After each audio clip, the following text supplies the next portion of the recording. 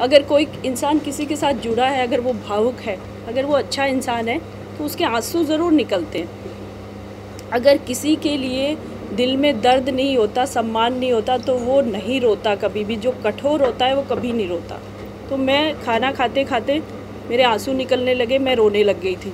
लेकिन अर्शी खान को उससे सब्र नहीं आया कि मैं रो रही हूँ, भी वो मतलब मुझे कहने से बाज आए। उसने कहना बंद नहीं किया, अरे आपने तो इतना आटा ले लिया, आपने ये कर दिया, वो कर दिया, मुझे बनाना था, मेरी ड्यूटी थी, आपने कैसे हाथ लगाया। ये सब चीज़ें वहाँ होने लग गई, तो जिससे मुझे दुख हुआ। और मैंने वो जो प्लेट थी उसमें एक पराठे की एक बाइट बची थी, जो राखी ने मुझे पराठा दिया था कि दीदी आप खा लो और सुबह मुझे इसके बदले पराठा दे देना। तो वो उसके बदले में मैं पराठा वो खा रही थी, रोटी मैं अपनी ख़त्म कर चुकी थी। तो उसको मैंने ले जाके और उस प्लेट को साफ़ करने के लिए उसमें डाला था, क्योंकि घर में नियम बना था कि जो भी खाना अपना ख़त्म करेगा, चाहे उसमें कुछ भी बचे, डस्टबिन में क्लीन करके पानी से साफ़ करके प्लेट रखेगा, ताकि बर्तन साफ़ करने वाले को गंदगी महसूस ना हो। ये घर में नियम बनाया गया था। हम जब बाहर होते हैं या अपने घरों में होते हैं, हम गाय को रोटी खिला देते हैं, बचा हुआ खाना होता है हम जानवरों को खिलाते हैं। लेकिन बिग बॉस के घर में एक खाने के लिए डस्टबिन बना था, खाने के लिए, जिसमें हम अपना जो खाना होता है बचा हुआ वो डालते हैं। वहाँ गाय भैंस नहीं बनती है जिसको मैं खिला देती। मेरे संस्कार नहीं है कि मैं कूड़े में खाना डालूं। मुझे वो डस्टबिन था, शुरू से बताया गया था ये डस्टबिन है गीला, इसमें जो हमारा झूठा खाना बचता है वो हम इसमें डालते हैं और ये बाहर चला जाता है। तो वो रिस्पेक्ट के साथ होता है। उसमें खाना हर कोई डालता था।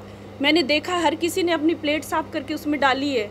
अर्शी खान ने 3-3 दिन अपने पराठे फ्रिज में, थाली में मटन भी रखा है, रोटी भी रखी है, चावल भी रखा, वो सारा डाला उसमें और फिर उसको प्लेट को साफ़ किया कि मेरी प्लेट है, मैं साफ़ करके रख रही हूँ।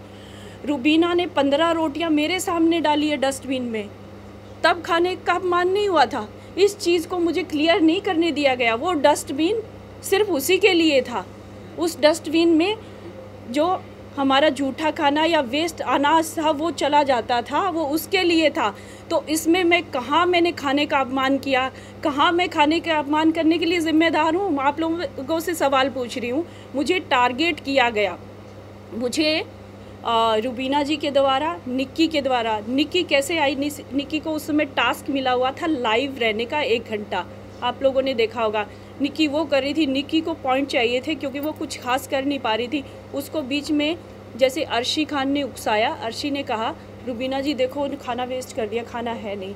अरे तू मुझे रुलाती नहीं तो वो एक बाइट मेरे पेट में जाता ना, मैं किसी को नहीं देती वो, क्योंकि मुझे भूख लगी थी। मैं दाल चावल नहीं खाती हूँ, मैं अपनी रोटी और पराठा मैंने ही खाना था, मैं किसी को बिल्कुल नहीं देती। मैंने खाने का अपमान नहीं किया। मेरा जो हलक से नहीं नीचे उतरा रोते समय, वो मैंने अपना नियम पूरा किया था। वहाँ पे जो नियम बिग बॉस ने बनाए हैं, जो प्लेट को साफ़ करने वाला, वो मकसद था, ना कि खाने का अपमान। वो बाइट रुबीना